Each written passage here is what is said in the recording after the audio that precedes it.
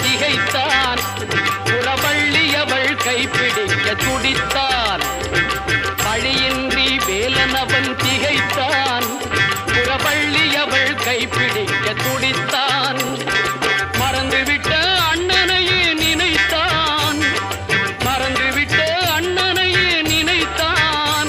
மறுகணத்தினிலே மகிழ்ச்சியிலே திளைத்தான். மறுகணத்தினிலே மகிழ்ச்சியிலே திளைத்தான்.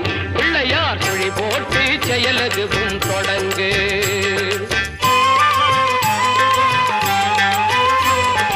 கேட்டதெல்லாம் கொடுக்க வரும் பிள்ளை அவன் கீர்த்தி சொல்ல வார்த்தைகளே